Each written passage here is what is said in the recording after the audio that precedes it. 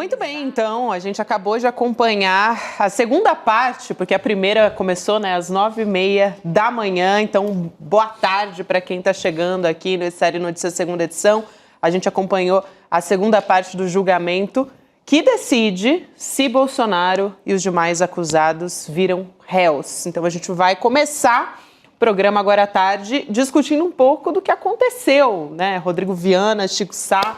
Boa tarde para toda a nossa audiência que nos acompanha. Boa tarde. A nobre apresentadora já concluiu a sua... Com toda a vênia, o Rodrigo. seu início da sessão. Bom, já pensou se a gente fizesse o jornal assim, Chico? Nossa, só na base do Data Vênia, Data Vênia, gostaria de trazer aqui alguns quesitos. Mas olha, agradecendo demais a nossa audiência que acompanhou durante todo o dia aqui pelo ICL, com os comentários da nossa equipe. E daqui a pouquinho vamos direto para Brasília com a Heloísa Vilela, com a Carolina Brígido, com a Juliana Dalpiva, trazendo bastidores desse julgamento. Chico, nós vamos agora fazer um resumo de tudo o que aconteceu. Só para dar o último, vamos dizer assim, a última pincelada, o que eles estavam analisando agora, o pedido de anulação da colaboração premiada do Mauro Cid, que foi rejeitada. Rejeitada por unanimidade. 5 votos a 0, Chico. Todos os rejeitaram.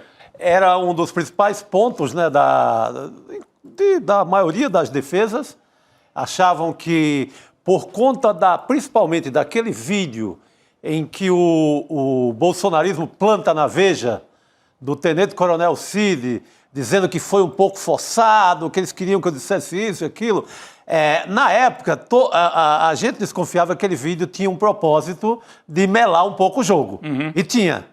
Vê que é o ponto, eles se apegam muito a esse vídeo como para tentar tirar fora a delação, mas não conseguiram, foram derrotados nesse intento, até porque, como eu disse, o próprio Fux, que é o mais, digamos, é o menos entusiasmado com o julgamento e com a eventual transformação do Bolsonaro em réu, até ele diz, olha, temos chance mais adiante de ouvir de novo o tenente-coronel Mauro Cid. Ele chama de o recalcitrante colaborador, porque mudou, de fato, mudou a delação várias vezes. O Mauro Cid, reconhecendo que tinha escondido fatos, depois volta, depois muda, vaza conversas com os amigos querendo dizer que estava sendo obrigado a fazer aquilo, mas no final, o que interessa como resumo de agora, a última decisão da primeira turma, por 5 a 0 está mantida a delação do Cid. Todas as preliminares, foi isso que aconteceu hoje à tarde, como um resumo, daqui a pouco nós vamos trazer os detalhes. Votadas as questões preliminares. As questões preliminares levantadas pelas defesas. Então, vários pontos. Se deveria ficar na primeira turma ou ir para o plenário, aliás, as nulidades. Esse foi o único ponto, que houve uma divergência do ministro Luiz Fux, Verdade. A maioria, aliás, a maioria não, todos. Sim, passou direto. Todas as preliminares foram por 5 a 0 derrotadas. A única que foi por 4 a 1 com o voto contrário do Fux, foi essa questão, fica na primeira turma ou vai para o plenário? O Fux votou e entendeu que deveria ir para o plenário, mas isso já está liquidado também, fica na primeira turma por 4 a 1, Chico. Então, esse é o resumo, um dia de derrotas, juridicamente, tecnicamente, as defesas, o Bolsonaro, os generais, todos aqueles que estão sendo julgados nesse momento, saem derrotados tecnicamente, mas fizeram um agito nas redes sociais e lá os bolsonaristas foram no tribunal de manhã fazer agitação política. Então a gente tem duas formas de olhar para esse julgamento, no meu entendimento. Depois nós vamos trazer a Heloísa, nós vamos aqui conversar. Do ponto de vista técnico, derrota total para o Bolsonaro e os seus aliados. Do ponto de vista político, eles plantam mais uma vez a dúvida, perseguição, o Bolsonaro não está tendo direito à defesa, nada do que ele pede é atendido pelo Supremo. Tem esse combate acontecendo nas redes sociais. E também canais da extrema-direita, na extrema-direita. A gente estava ali acompanhando o dia inteiro batendo nisso. Eles não transmitiram o julgamento. Não, é verdade. Eles estavam ali pegando trechos, usando como uma ilustração, o ministro Alexandre de Moraes falando, mas eles diziam, ele disse isso e é derrubado por conta disso, mas não se transmitia de fato as palavras dos ministros falando durante o julgamento. A direita não quer ouvir, Chico, não transmitiu o julgamento. Mas você vê que o Alexandre de Moraes aproveita todo o julgamento para responder outras questões. Verdade, manda recado. Por exemplo, velhinhas da Bíblia. A lenda das velhinhas da Bíblia. Ele derruba com aquele tabelão mostrando que apenas 7 idosas estavam incluídas entre as condenadas. Mostrando que 542 réus fizeram acordo de persecução penal. Não estão presos porque concordaram que houve um golpe de Estado e se livraram da cadeia. Outros teimaram em dizer que era importante continuar a defesa da ditadura, a defesa da intervenção militar, e seguiram. Então, ao longo da história, não estava em jogo esse pessoal do 8 de janeiro, até porque esse pessoal foi abandonado por todas as defesas. O Bolsonaro joga fora, o Braga Neto entrega aos leões, todo mundo diz, olha, aconteceu um ato grave do 8 de janeiro, mas o Bolsonaro não tem nada a ver, o Braga Neto não tem a ver, o Heleno não tem a ver, o Ramagem não tem a ver, está todo mundo fora do 8 de janeiro. Todo mundo queimou quem estava no 8 de janeiro. A massa de manobra fanatizada, que hoje serve em alguns momentos de defesa do Bolsonaro, foi queimada por essa turma. Vamos chamar a Heloísa Vilela, que está lá diretamente do Supremo Tribunal Federal, acompanhando esse julgamento que começou 9h30 da manhã. Já vou dar boa tarde para a Elô e perguntar o que mais chamou a atenção, os principais destaques que ela traz nesse dia de cobertura, Elô. Teve um pedido inicialmente para que César Bittencourt. Boa tarde, a Gabi, a Rodrigo, Chico, pois olha, muita coisa chamou a atenção. Eu começaria com duas em particular. Primeiro, o humor finíssimo do ex-ministro da Justiça e hoje ministro do Supremo, Flávio Dino. Vocês viram, acabar de passar aqui uma turma de advogados, o advogado do ex-presidente Jair Bolsonaro estava dando uma entrevista. Eu conversei também com o advogado do Garnier, que saiu dessa sessão dizendo estar muito confiante, que ele acha que a justiça vai funcionar, que o cliente dele não tem nenhuma culpa, que não tem nenhuma prova contra ele, que todo grande julgamento vai ter absolvição e terá condenação, e que ele acha que o cliente dele será absolvido. Mas voltando ao que me chamou muita atenção, algumas falas do ministro Flávio Dino e a tabelinha que ele estabeleceu com o ministro Alexandre de Moraes. Vamos lá ao que disse, algumas coisas que disse Dino, por exemplo, né? Ele citou Albert Camus, o livro O Estrangeiro, dizendo que isso aqui é um julgamento de fatos, não é um julgamento de sentimentos, que ao contrário do livro do Camus, o personagem central foi julgado e condenado porque não chorou no enterro da mãe, com a morte da mãe, e que aqui ninguém vai ficar julgando nenhuma pessoa por causa dos sentimentos. Aqui são fatos. Outra coisa que foi muito interessante também, que ele usou algo que os próprios advogados de defesa falaram, reclamando que não tiveram acesso ao conteúdo completo das provas, dizendo que a Polícia Federal apresentou, e o Gonê repetiu, apresentou os melhores momentos, que eles que selecionaram. E claro, ele disse que esse não é o momento de se apresentar o conjunto completo das provas. Aqui estão só se apresentando realmente alguns fragmentos para decidir se existem indícios para que esses acusados sejam tornados réus. E que, ao falar disso, ele disse assim, outros momentos, melhores momentos virão, esse filme vai se desenrolar em sua plenitude muito bem, com esses grandes atores que farão os papéis principais, que são os advogados, enfim.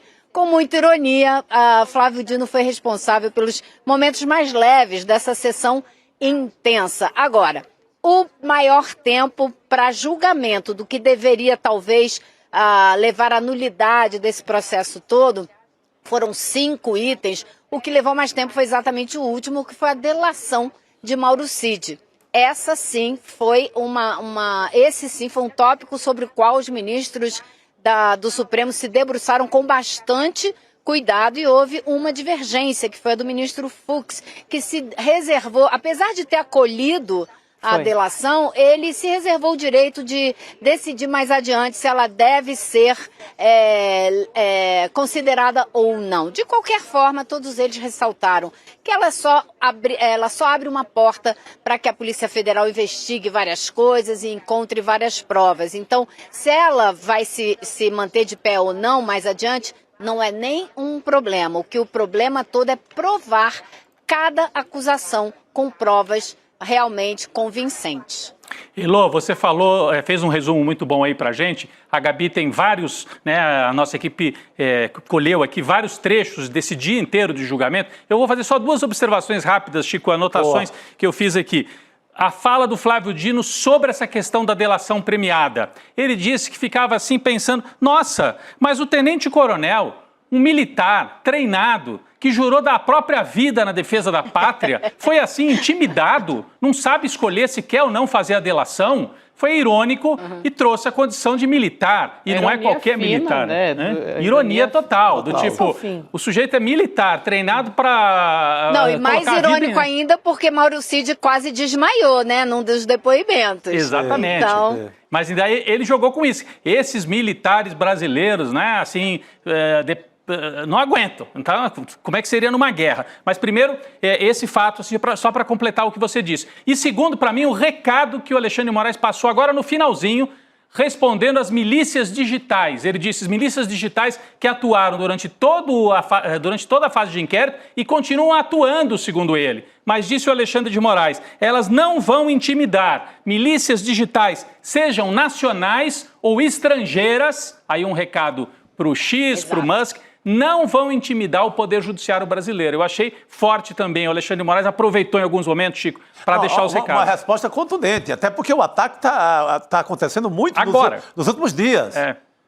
Você pega os jornalistas mais destacados dessa cobertura inteira, estão sendo atacados brutalmente de novo. Pelo bolsonarismo. Pelo bolsonarismo. Então, ele dá essa resposta no momento mais certo. Quanto ao Cid, o Cid demora muito a revelar coisas fundamentais, né, Elô? Como, por exemplo, que o dinheiro que financiou parte do golpe foi entregue em caixas de vinho pelo Braga Neto. Demora. Ele não é no primeiro depoimento, não é no segundo, é no terceiro.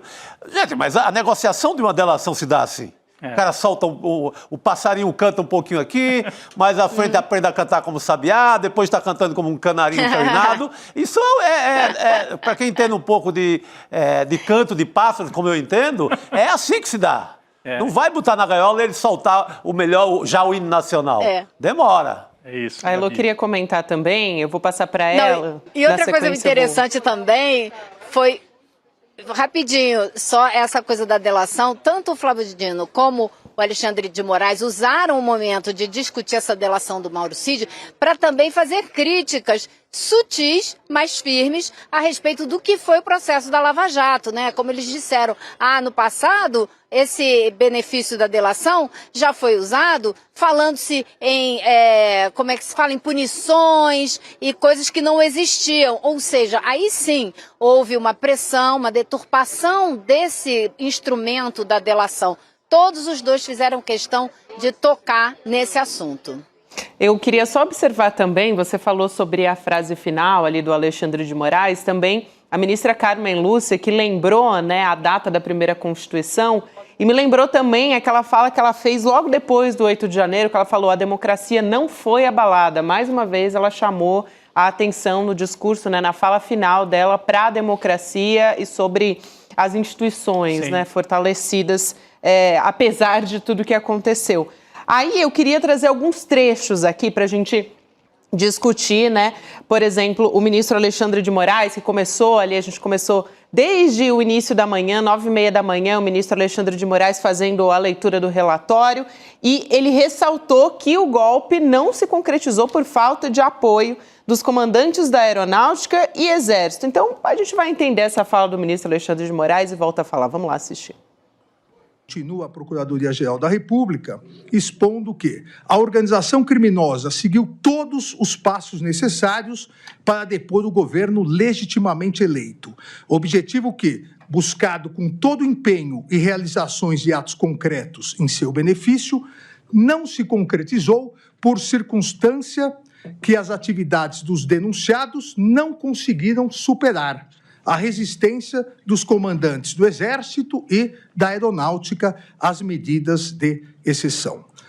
Os denunciados também encadearam ações para abolir violentamente o Estado Democrático de Direito. Minaram em manobras sucessivas e articuladas os poderes constitucionais diante da opinião pública e incitaram a violência contra suas estruturas. As instituições democráticas foram vulneradas em pronunciamentos públicos agressivos e ataques virtuais, proporcionados pela utilização indevida da estrutura de inteligência do Estado. O ímpeto de violência da população contra o Poder Judiciário foi exacerbado pela manipulação de notícias eleitorais baseadas em dados falsos. Ações de monitoramento contra autoridades públicas colocaram em risco iminente o pleno exercício dos poderes constitucionais. Os alvos escolhidos pela organização criminosa somente não foram violentamente neutralizados devido à falta de apoio do alto comando do Exército ao decreto golpista, que previa expressamente medidas de interferência nos poderes constitucionais. As ações progressivas e coordenadas da organização criminosa culminaram no 8 de janeiro de 2023. Ato final voltado à deposição do governo eleito e à abolição das estruturas democráticas. Essa fala do ministro Alexandre de Moraes, ela foi quase complementada pelo PGR, o Paulo Gonet, quando ele falou, né, ele também leu a denúncia e tal, foi duro nas considerações.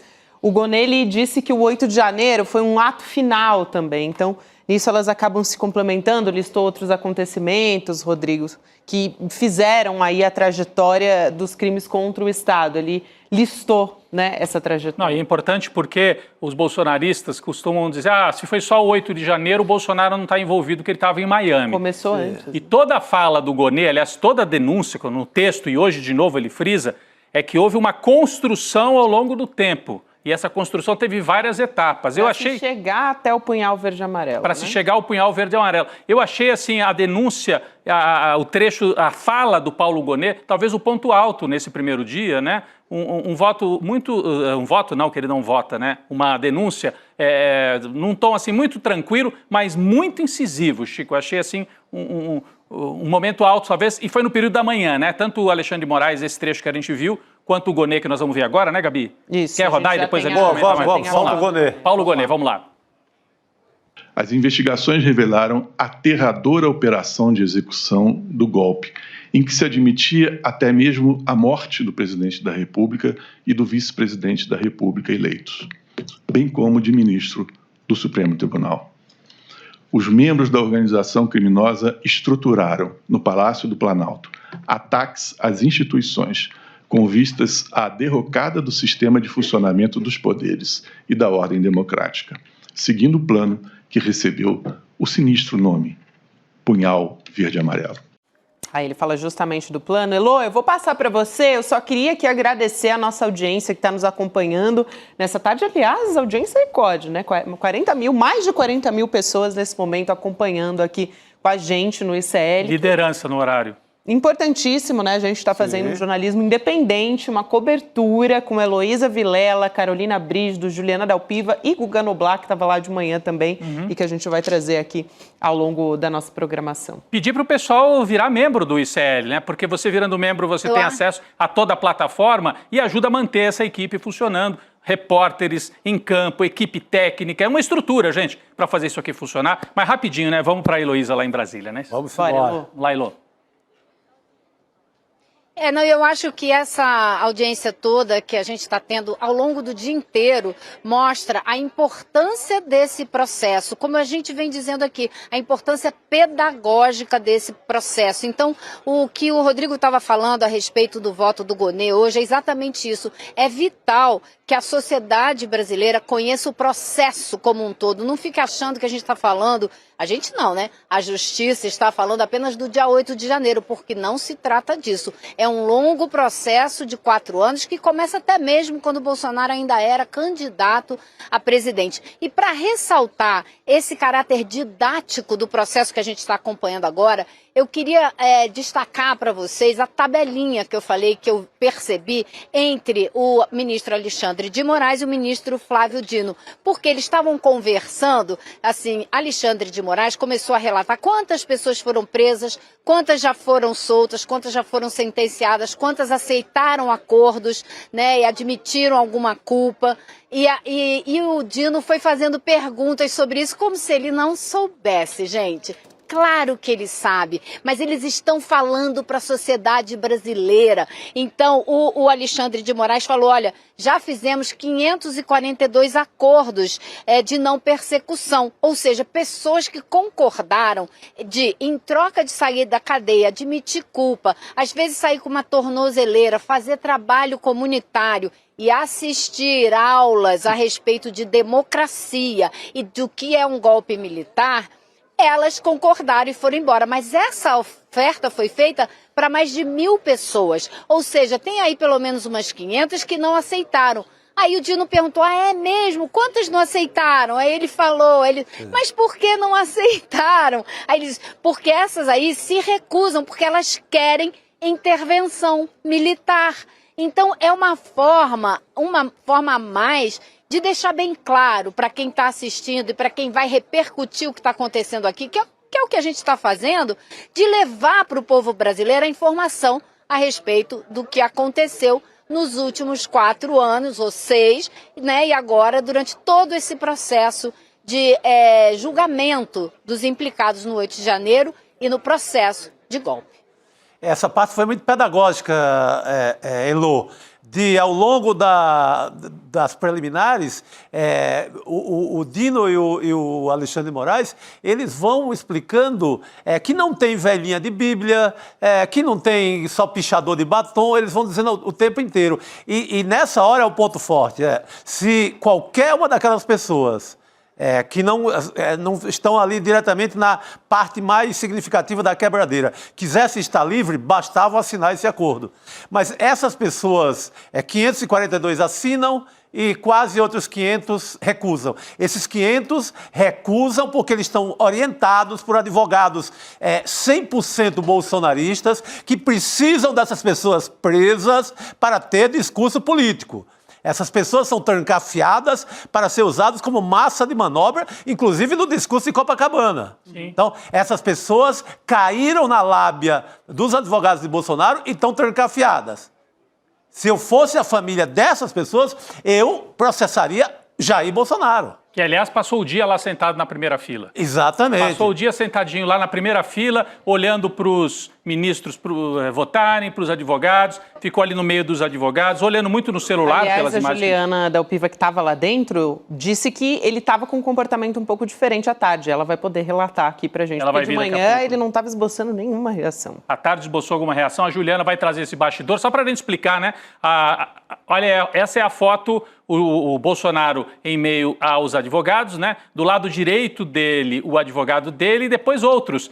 2 para a esquerda é o advogado Bittencourt, que é o advogado do Mauro Cid. Mauro Cid, está coladinho ali, mas separado, cuidado de separar por outro advogado. Não está coladinho com o Jair Bolsonaro, vai estar bastante próximo. Já vou passar para a Elô, porque a Juliana Dalpiva ficou do lado de dentro, né, acompanhando tudo, tem alguns bastidores, a Heloísa também estava lá, etc. Daqui a pouco também a Juliana vem. Eu queria só completar em relação, rapidinho, Gabi, a gente mostrou o vídeo aqui, a fala do Paulo Gonet, ele disse que o que se assistiu, né, a partir de 22 e completando em 23, foi um ato de insurreição em curso.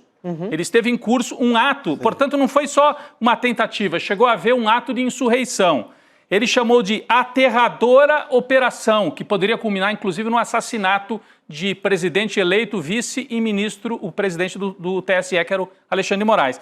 E falou sobre a operação que levava o sinistro nome de punhal verde e amarelo. Então, uma fala no tom bastante tranquila, mas no conteúdo bastante dura, desenhando esse golpe que foi tentado e que começa em 22 e vai até o 8 de janeiro. É um percurso, Gabi, acho que isso foi importante na fala do Gonet. E algo que a Elô disse, eu só queria chamar a atenção para isso, o ministro Alexandre de Moraes foi muito didático, colocou até na tela, né, Elô, para desmentiu aquela história de que eram só velhinhas, idosas, com a Bíblia na mão. Ele traz os dados ali, a gente está vendo agora na tela, como uma pizza, né, mostrando que mais de 90% ali dos condenados pelos atos do 8 de janeiro, na verdade, são pessoas com menos de 60 anos e o da esquerda dá para ver também que, em sua maioria, homens. Porque os bolsonaristas falam velhinhas de Bíblia na mão.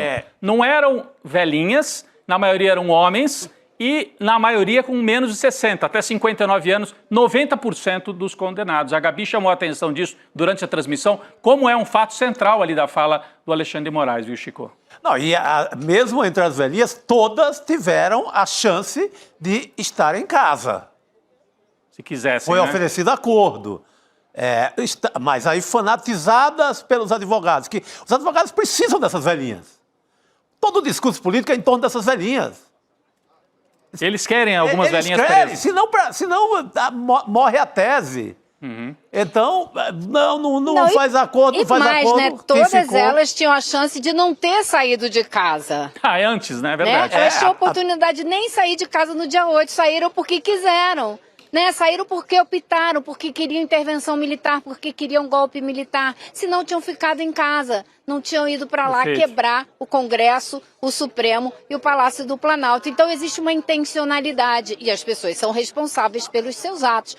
Agora, eu queria só passar mais um recado para vocês, porque eu acho que a gente precisa ouvir também a Juliana, a Carolina Brígido, que elas têm muita coisa para contar. Mas eu queria só dizer para vocês que hoje, confesso que eu tive uma emoção muito forte, porque eu me senti aqui abraçando a própria história quando eu encontrei com a Hildegard Angel, que veio falar comigo, eu dei um abraço nela e ela me falou da importância que tem para ela e para o país acompanhar de perto esse julgamento, não deixar de olhar para esse momento como um momento histórico, onde a gente não pode repetir o que aconteceu no passado. Hildegard, filha de Zuzu Angel, irmã de Stuart Angel, que foi morto pela ditadura, que estava lá e acompanhou o dia inteiro esse processo. Então ela disse, é muito delicado, muito perigoso o momento que a gente está passando e a gente tem que prestar muita atenção. Então eu queria só contar para vocês de como, para mim, né, com a idade que eu tenho, eu cresci, eu nasci no ano do golpe militar de 64, um ano antes, na verdade, e tive a oportunidade de, hoje, nesse dia histórico, abraçar parte dessa história que é a própria Hildegard Angel em pessoa. Só complementando Muito também essa importante, informação da Elo, ali na primeira fileira, onde estava a Hildegard Angel, a filha da Zuzu, também estavam o filho e o neto do Vladimir Herzog, o Ivo Herzog e o Lucas Herzog também estavam acompanhando ali na primeira fileira. Então, é um momento histórico importantíssimo para essas duas famílias. Elo, você também queria chamar a atenção para a chamada das milícias digitais, né, que estão atacando, que tentam atacar o judiciário brasileiro. O ministro Alexandre de Moraes falou sobre isso. Então, a gente vai trazer essa fala do ministro e a gente volta a falar. Vamos lá. A íntegra dos vídeos eu tornei público no próprio dia para evitar, nós sabemos que as milícias digitais continuam atuando, inclusive durante esse julgamento, tentando pegar trechos para montar, porque a especialidade dessas milícias digitais, a especialidade na distribuição, na produção e distribuição de fake news para a tentativa de intimidar o Poder Judiciário. Não perceberam que, se até agora não intimidaram o Poder Judiciário, não vão intimidar o Poder Judiciário, seja com polícia, seja com milícias digitais nacionais ou estrangeiras, porque o Brasil é um país soberano e independente. Para evitar exatamente essas milícias digitais, liberei a íntegra dos vídeos, que está pública, as defesas têm total acesso, e demonstra a inexistência de qualquer coação ou irregularidade. Isso. Elo.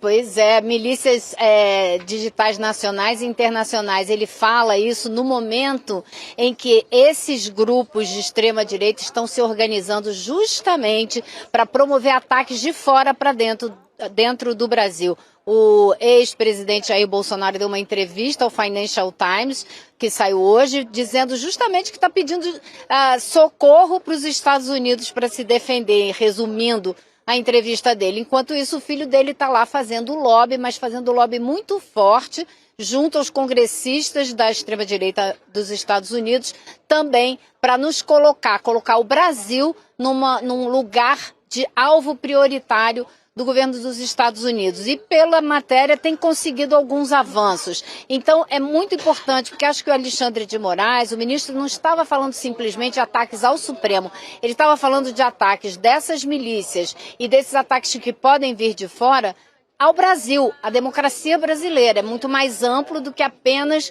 o Supremo, porque eles estão tentando atacar o Alexandre de Moraes, impor sanções ao Alexandre de Moraes, mas não é porque eles querem perseguir o Alexandre, eles querem perseguir a democracia brasileira, que ele, entre outros, simboliza. Elô, bom trabalho por aí. Acho que amanhã tem mais, né? Que a gente vai começar de novo às 9h30. Acho não, tem mais. Amanhã é o dia. Na verdade, 9h30 da manhã a gente vai transmitir por aqui, mas o trabalho começa muito antes. A Elô começa mais cedo, ela e toda a equipe, né? Aliás, um brilhante trabalho. Nossa. Você, Guga, Carol, toda a equipe técnica, a nossa produção e a nossa direção aí em campo também em Brasília. Muito legal o trabalho. A Helga Simões também ali junto a Helga com Simões elas. também, dirigindo a equipe lá em Brasília. Obrigada, Elô. Bom trabalho por aí. Amanhã a gente se fala de novo. Valeu, querida. Boa noite. A gente traz a repercussão da extrema-direita também. Daqui a pouquinho, Carolina Brígido pronta para entrar com a gente. Também ajudar a gente a entender melhor esse julgamento, né? E o que vem amanhã. Isso. Porque amanhã vem o voto do Alexandre de Moraes logo às 9h30. Então a Carol vai trazer isso daqui a pouquinho. E ela tem bastidores sobre esse voto já, né? Tem bastidor. A nossa apuração tá a todo vapor. Agora, enquanto isso, a Elô estava falando das milícias digitais, eu acho que é importante a gente trazer como é que a extrema-direita está reagindo nas redes sociais, Chico, Rodrigo, construindo uma narrativa paralela, né? Sobre o que está acontecendo, sobre o julgamento, dizendo que o Bolsonaro é vítima, que a corte, né, a Suprema Corte está sendo parcial. Então a gente trouxe aqui algumas falas nas redes sociais, como por exemplo do Nicolas Ferreira. Não podia faltar. Não podia faltar, claro. Deputado da extrema-direita dizendo: o próprio ministro julga sua própria imparcialidade, patético, ainda mais patético, os demais cúmplices. Ele está chamando ministros do Supremo Tribunal Federal de cúmplices. Então ele está atacando a instituição. Não é que ele está criticando. Criticar o julgamento todo mundo pode, né, Chico? Dentro da liberdade. É um jogo democrático. Agora, chamar de cúmplice, eu diria que o Nicolas é cúmplice do bolsonarismo, é cúmplice do movimento que tentou dar um golpe no Brasil. Ele sim é cúmplice, né? E não os ministros que estão ali cumprindo uma função constitucional. Mas eles estão incomodados porque foi pedida a suspeição do Moraes, foi pedida a suspeição do Dino e do Zanin e foi rejeitada. Quem é que pode rejeitar? O próprio Supremo. Porque vai pedir para quem? Pro Trump? Só se for, na cabeça perniciosa do Nicolas. Tem que avisar ele que não tem uma corte superior ao Supremo, acaba ali. Sim. Então vai recorrer a quem? É que ele sabe, né, Chico? Ele sabe, é para jogar na confusão, né? Para alimentar o famoso gado ali. Assim, eles não gostam de lei. Eles gostam de tortura, ditadura, agitação e golpe, né? E o Nicolas tá nessa aí. A gente tem também negacionismo da realidade, porque, por exemplo, a Bia Kicis vai para as redes sociais e diz o seguinte: excelentes sustentações orais à defesa do Bolsonaro, do advogado Demóstenes Torres, denúncia inepta. Na verdade, os ministros desmontaram completamente as alegações que foram feitas ali, né? Eu achei alguns advogados, o Chico deve ter acompanhado, eu achei alguns advogados um pouco melhores do que os outros. O advogado do Braga Neto, que a gente conhece, Oliveira Lima, né? Que foi advogado do Zé Dirceu no passado. Sim, fez uma defesa. Dirceu no Mensalão. Exatamente. Fez uma defesa tecnicamente forte, fez o papel dele, né? O Demóstenes Torres é bom de fala, né? Já foi senador. Agora, 3 ou 4 advogados de um nível muito baixo, né? Nervosos, claramente nervosos. Alguns tremiam até na hora de falar, porque sentiram o peso da responsabilidade. Alguns tecnicamente fracos. Mas é importante, assim, acho que ninguém foi para essa defesa política. Lá tiveram cuidado vamos cuidar dos nossos clientes, senão eles vão pro buraco. Sim. Não é aquele discurso de Copacabana. A gente tem que questionar a delação, a gente tem que dizer que não teve acesso às provas, a gente tem que jogar o jogo do Supremo. Todos muito educados com os ministros, sim, tratando muito bem, ao contrário do bolsonarismo, né, tratando dentro da cordialidade. É uma ditadura que estava lá, o principal possível novo réu do Brasil, Bolsonaro, sentado, vasculhando o seu celular, postando suas eventuais besteiras. Ou seja, que ditadura é essa? Não tem ditadura nenhuma, tem um julgamento totalmente dentro da lei. Você vê a própria saída ali do Supremo na mais total paz. Não houve aglomeração, que tinha aquela lenda de que iam parar o Brasil quando o Bolsonaro começasse, de alguma forma, a ser julgado. Não houve nenhuma aglomeração no Brasil inteiro. Significa que aquele respaldo popular de rua a Deus também. Então, tudo dentro da mais alta democracia. A gente vai chamar a Carolina Brígido também, diretamente de Brasília, no Supremo Tribunal Federal, para ajudar a gente a entender as questões preliminares, como é que foi esse primeiro dia de julgamento e o que está previsto para amanhã também, né, Carol? Boa tarde. Boa tarde. Boa tarde, Gabi. Boa tarde, meninos. Boa tarde a todos que estão nos acompanhando hoje. Segundo dia, quer dizer, primeiro dia, né, de julgamento, porque a gente já está tão intenso, né, segunda sessão de julgamento no primeiro dia. Bom, nesse primeiro dia, o que aconteceu? Foram julgadas questões preliminares. O que é isso? São questões que são postas pela defesa para tentar anular o julgamento e fazer com que o processo não tramite mais no Supremo Tribunal Federal. Todas essas questões foram derrubadas pelos ministros da primeira turma do STF. Daí o que acontece? Amanhã é que começa o julgamento de verdade sobre se a denúncia vai ser recebida ou não. Eu falei com alguns assessores aqui do Supremo Tribunal Federal que tem a seguinte análise, que esse julgamento preliminar de hoje foi mais complexo do que o que será amanhã. Por quê? Porque nesse julgamento de hoje eles precisam esmiuçar questões para não suscitar depois, mais tarde, quando essa ação penal, e se ela for aberta, não suscitar nenhum tipo de nulidade no processo. Por isso que esse processo é bastante cuidadoso no Supremo Tribunal Federal. Daí amanhã, o que está em jogo? Precisa ter indício mínimo de materialidade, ou seja, de que esses crimes foram cometidos, e também indício mínimo de autoria. O que é isso? Se esses crimes, se eles foram cometidos, se eles podem ser atribuídos a essas pessoas que foram denunciadas. Então, segundo os ministros, inclusive o próprio ministro Alexandre de Moraes, ele ressaltou isso várias vezes, que o recebimento de denúncia, essa fase processual, é uma fase bastante técnica, que se esses requisitos técnicos forem observados pelos ministros, a denúncia é recebida. Então, vai ser uma questão mais tranquila de se resolver do que as questões preliminares. Também conversei com alguns assessores que me falaram que o voto do ministro Alexandre de Moraes amanhã deve durar um pouco mais de 1 hora. E aí, depois, os outros ministros, outros quatro ministros da primeira turma, votam na sequência e devem votar em um tempo menor do que esse. Então, o previsto é que a sessão comece por volta das 9h30 e por volta do 12h30 a sessão já tem que terminar, porque às 14h está agendada uma sessão de julgamento no plenário do STF, o plenário grande, aquele que tem os 11 ministros. Então, esses mesmos ministros que estão na primeira turma, eles vão participar também de outros julgamentos lá no plenário principal. Então, por isso é muito pouco provável que essa sessão dure mais tempo do que o tempo que ela foi planejada para durar amanhã.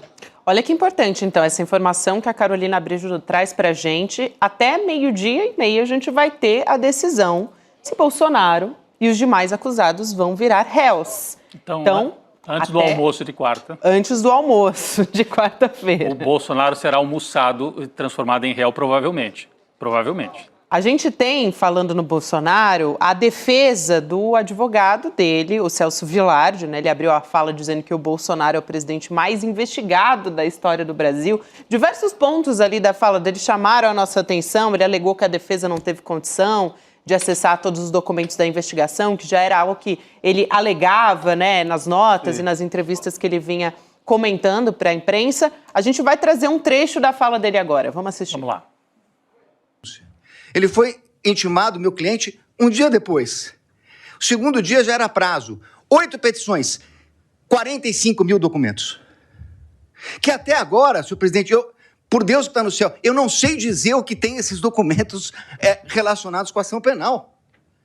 Essas 8 petições, eu não consegui verificar sequer relação. São 45 mil documentos. Na verdade, é um quebra-cabeça. Aliás, Carol, Rodrigo, Chico, o Chico Pinheiro de manhã chamou a atenção aqui para como estava até nervoso, as mãos nervosas de Celso Vilardi, né, que é um advogado experiente. Desculpa. Bruno, vai lá. Um pouco ofegante também, eu achei, né? Até certo ponto, a gente compreende, né? Imagina o peso, tá sendo bem pago para isso, a verdade é essa. Mas também o peso, ele sabe que ele está falando ali em nome do Jair Bolsonaro, ex-presidente da República, um pouco ofegante, mas trazendo essa questão, Chico, de que foram muitos documentos e que a defesa não conseguiu dar conta de tantos documentos. Essa questão depois os ministros respondem nas preliminares, né? O Alexandre Moraes e o Flávio Dino falam também das dificuldades dele em manipular tudo isso. Sim. Não é só do advogado, sabe? Então, gente, é um trabalho. É o trabalho. E é o Flávio, um trabalhão. O Flávio Dino até explica que é o seguinte, né? A Carol pode trazer melhor pra gente. Olha, se a Procuradoria tivesse feito a acusação e dito, olha, eu acuso por causa dessa questão aqui, procure nos autos. Assim, ele diz, não, na acusação, todo documento que é citado, a referência e a defesa pode ir lá encontrar e consultar aquilo que está sendo citado na acusação. É claro que olhar todos esses documentos é um trabalho que vai ser feito ao longo dos próximos meses, que vai durar a defesa, né? Mas a Carol pode falar melhor sobre isso, essa fala do advogado do Bolsonaro tentando trazer para esse campo de que, coitado, o cliente dele não teve como se defender direito, porque são muitos documentos, Carol.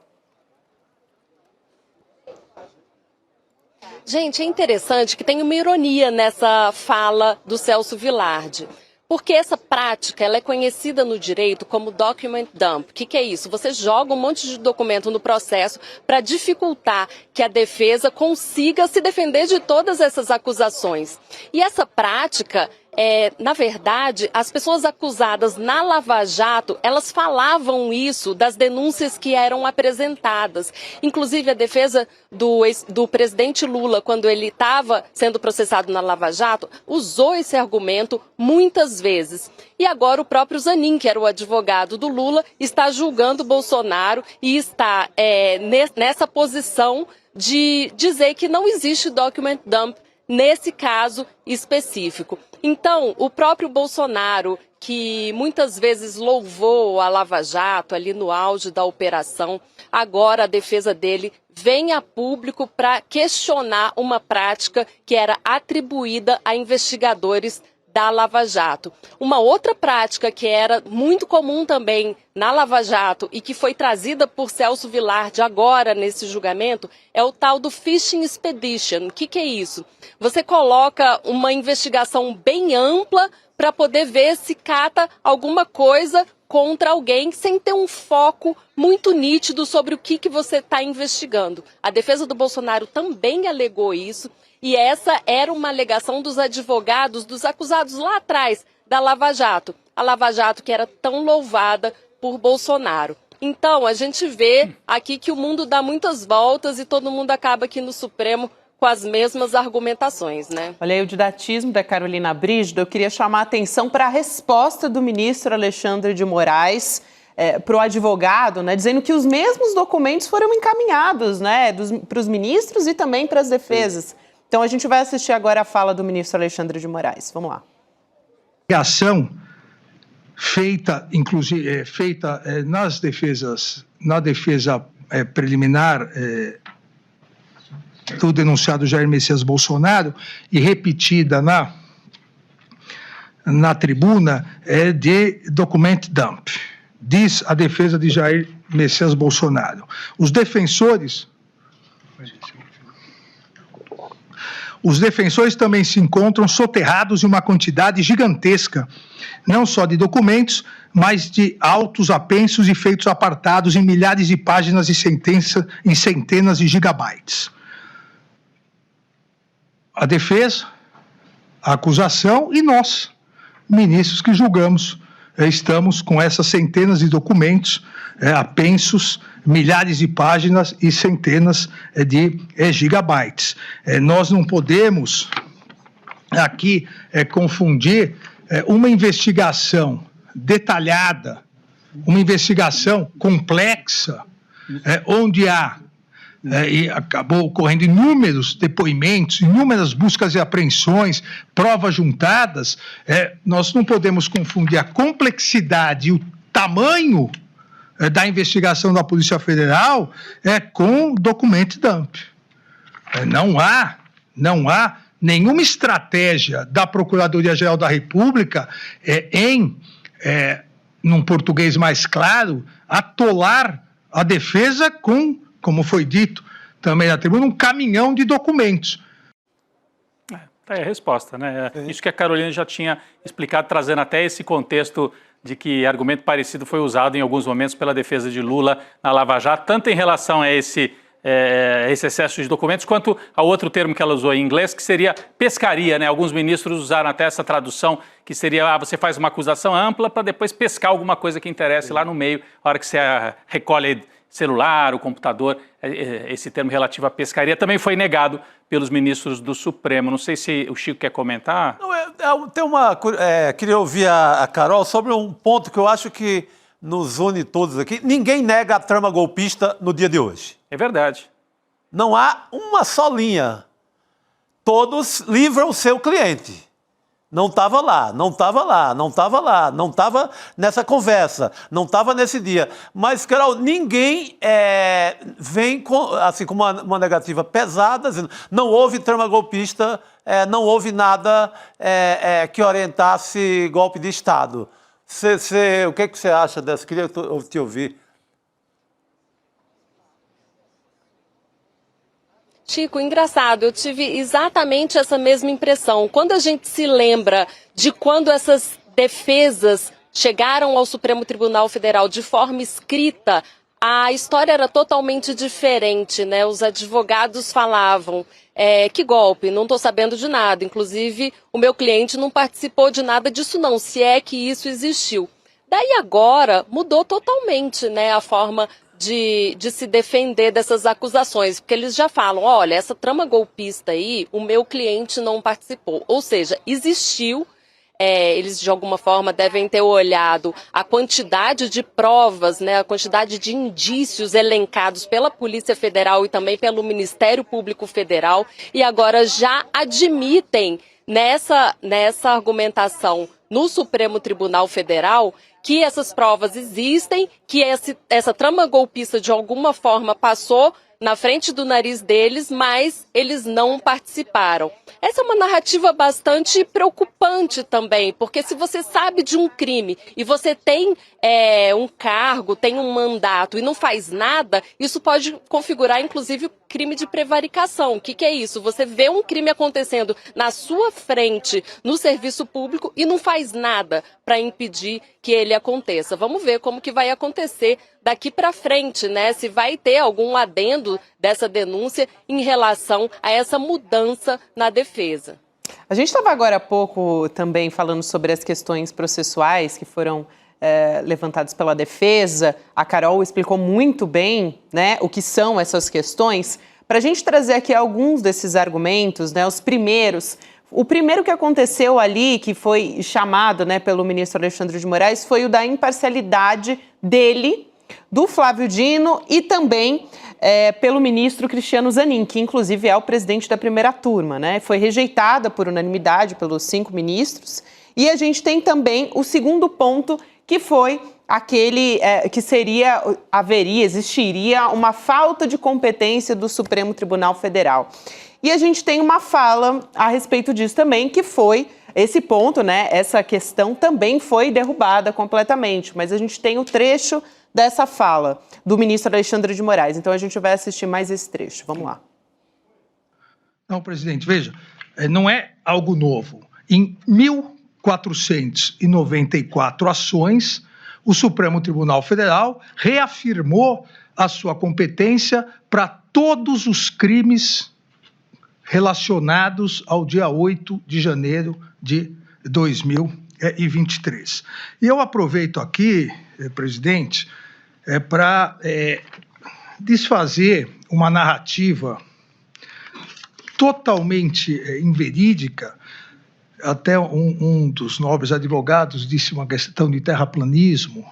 Aqui seria muito semelhante, se criou uma narrativa, assim como a Terra seria plana, o Supremo Tribunal Federal estaria condenando, abre aspas, velhinhas com a Bíblia na mão, fecha aspas, que estariam passeando num domingo ensolarado pelo Supremo Tribunal Federal, pelo Congresso Nacional e pelo Palácio do Planalto. Nada mais mentiroso do que isso, seja porque ninguém lá estava passeando, e as imagens demonstram isso, seja pelas condenações. Na verdade, esse trecho que foi separado pela nossa equipe, Rodrigo, é aquele que a gente comentou, né? Que ele usou um PowerPoint para tentar ser didático, para dizer, gente, na verdade, os dados não são esses. Nós já não mostramos. Eram idosos, né? Velhinhas idosas com a Bíblia na mão. Agora, a gente estava falando de um outro argumento que é sobre a competência do Supremo Tribunal Federal, né? E se esses ministros não seriam aptos a julgar esse caso. E foi essa tese derrubada, uma tese da defesa, né? E havia um terceiro ponto que também foi discutido, Chico, Gabi, daqui a pouco a Carol Brígido vai se posicionar novamente para entrar com a gente, está lá se colocando ali para poder voltar a participar com a gente. O outro ponto foi, é na primeira turma que se deve fazer o julgamento ou é no Supremo? Lembra que o Cacai sempre trazia, né, o jurista aqui com a gente, esse debate? Então isso foi levado pelos advogados, entendendo que o julgamento deveria ser no plenário do Supremo com os 11, e não nessa primeira turma com os 5 ministros. Essa questão foi debatida, né, Gabi? E foi o único ponto de todas as preliminares em que houve divergência. O ministro Luiz Fux abriu divergência, entendendo que deveria sim ir para o plenário, mas foi derrotado por 4-1, né? Os outros 4 ministros ali da primeira turma, Carmen Lúcia, o próprio Zanin, o Dino e o Alexandre de Moraes, entenderam que não, que tem que ficar mesmo na primeira turma, Gabi. Então, só para fazer esse resumo, é importante essa decisão também, isso foi resolvido. Esse é um ponto super importante que daqui a pouquinho Carol Brígido pode entrar para comentar com a gente, mas a gente teve outros pontos ali que foram debatidos, né? As nulidades que foram rejeitadas, por exemplo, aquela da dividir a ação penal, né, em núcleos, que teria violado um princípio ali do direito, um princípio jurídico, que eles chamam de divisibilidade da ação penal. Também rejeitaram por unanimidade o pedido da defesa do Bolsonaro, né, de que seria necessário aplicar o princípio do juiz de garantias, foi um outro ponto que foi discutido ali, ou seja, prever, né, um juiz para a fase anterior à denúncia e outro para a fase do julgamento. Então, todos esses pontos foram discutidos ali, mas o único, por isso que a gente chama atenção agora, Rodrigo, para isso, foi que houve uma divergência, foi aquele do ministro Luiz Fux a respeito da primeira turma ou do plenário do Supremo Tribunal Federal. Não, exatamente, era isso só que eu queria chamar a atenção para esse ponto. O Chico falou aqui, né, o Luiz Fux parece dos 5 o menos inclinado assim, o menos empolgado com a ideia de transformar o Bolsonaro em réu. Então, levantou algumas dúvidas, essa de que preferia levar para o plenário e a outra, a delação. O próprio Fux já votou muitas vezes só na turma em casos como esse. Porque a decisão do Supremo já avaliou bastantes casos, não é? Esse caso não está inaugurando esse entendimento. Sim. Então ele dá uma de João sem braço e começa a divergir dos colegas. Ele é zero solidário ao entendimento, por exemplo, da Carmen Lúcia, que diz, eu posso até divergir em um momento, mas uma vez decidido pelo Supremo, aquilo eu passo a acatar e posso votar com meus colegas. Portanto, eu sou a favor de que essa decisão seja tomada na turma. Sabe? Porque está decidido, isso já era uma decisão tomada pelo STF e que já decidiu outros casos. Sem dúvida. O Alexandre de Moraes fala disso. Não estão inventando essa história para julgar o Bolsonaro.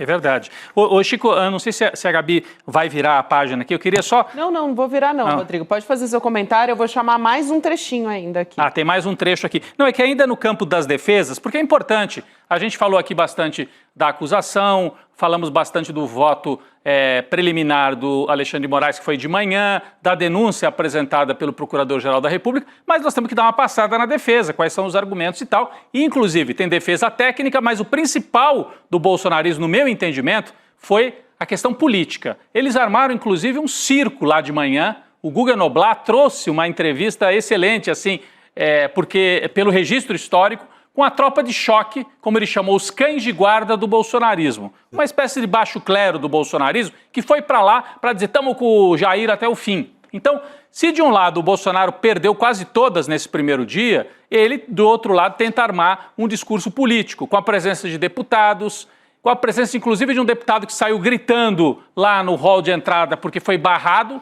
E tinha um limite para as pessoas entrarem, não cabia todo mundo lá dentro. Sim. Quando ele chegou já era tarde, estava lotada a sala. Nem jornalistas, não podiam todos entrar, tinha que haver um rodízio e tal. Então, mas eles criaram um certo tumulto. E do lado dos advogados, só para a gente não perder, me chamou a atenção também, nós dizíamos aqui, né?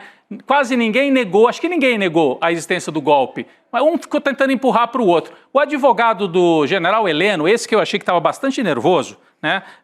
O advogado do general Heleno foi um que tentou jogar a culpa para cima do Bolsonaro. Num dos episódios que ele vai citar ali, de uma live em que o general Heleno estava presente, em que se fala de golpe, ele fala, veja bem, quem falou na live foi o ex-presidente. O general ficou calado, disse o advogado Matheus Meyer, que representa o general Augusto Heleno. Então, até o Heleno, dizendo, olha, se alguém falou, veja bem, não foi o meu cliente, foi o Jair Messias Bolsonaro. Isso me chamou a atenção também. Muito bom. Esse ponto que você chama a atenção, Rodrigo, ele aconteceu de manhã. Né? As defesas apresentaram ali, né, suas argumentações durante o período da manhã.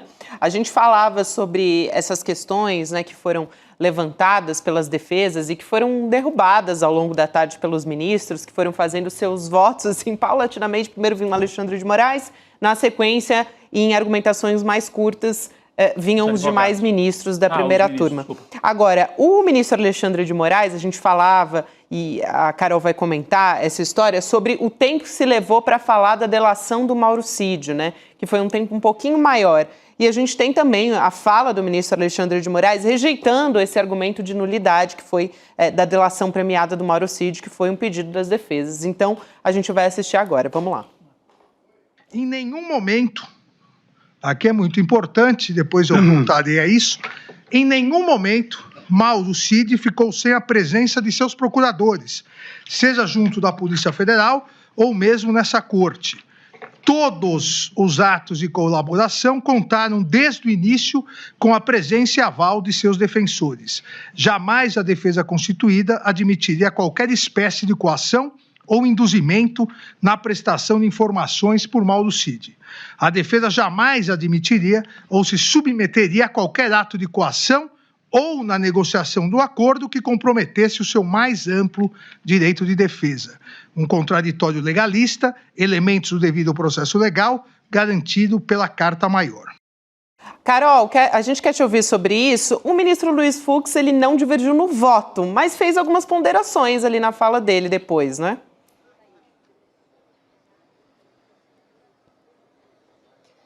Gabi, eu fiquei sem retorno. Mas falando um pouco sobre essa questão da delação premiada do Mauro Cid, teve uma questão que a defesa inclusive levantou quando saiu aqui, o advogado Celso Vilardi saiu aqui e falou com a imprensa, falou o seguinte: na parte de delação premiada, o STF inovou na jurisprudência. E aí foi embora, disse essa frase misteriosa, sem explicar muito bem por que inovou. O que a gente pode imaginar? Nesse momento em que estavam sendo discutidas a validade ou não, né, da delação premiada de Mauro Cid, o ministro Luiz Fux e a ministra Carmen Lúcia ponderaram que a validade ou não desses depoimentos, ela precisa ser aferida depois do recebimento da denúncia, se a denúncia for de fato recebida. Então, a gente pode só imaginar que ele se refira a isso.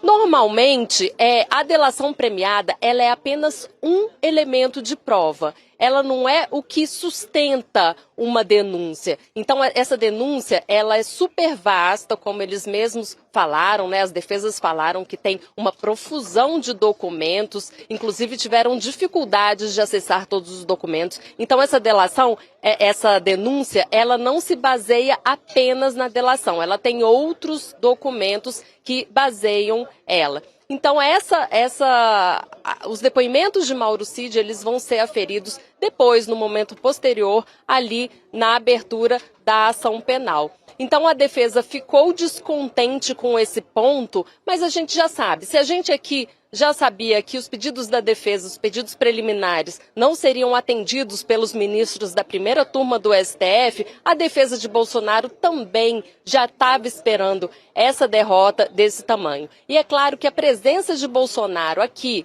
no julgamento hoje no STF, eu quero contar para vocês que foi uma surpresa, não só para a imprensa, mas também para a segurança do STF. Ele não avisou nada, então por isso que muitos deputados depois chegaram, não tinham se cadastrado previamente e queriam participar da sessão, depois que viram que o próprio Bolsonaro estava presente no STF. Causou um tumulto, mas um tumulto, claro, político. É claro que os ministros do STF não mudariam a forma como votariam pela presença ou não de Jair Bolsonaro na sessão de hoje. Obrigada, Carol Brígido. Carol, que mesmo sem o nosso retorno, dominando completamente e no ainda tema a certo. programação. E no tema certo que a gente estava falando. É claro. Muito bom. Obrigada, Carol. Obrigado. Aí a gente agradece e parabeniza mais uma vez a nossa equipe que está fazendo um trabalho brilhante lá em Brasília. Sim, porque a Carol está ali, mas tem gente com ela ali ao lado, então não tem retorno, mas a gente tem uma coordenação que passa para ela tudo o que está acontecendo. Ficou só no finalzinho sem retorno, né?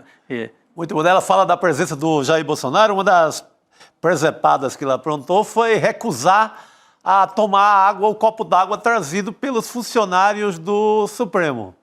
Ele só tomou água quando trouxeram uma garrafa lacrada, porque ele achava que queriam envenená-lo em pleno julgamento em Brasília hoje. É só é o famoso gerador de cortes e gerador de fofocas, de historinhas para rede social.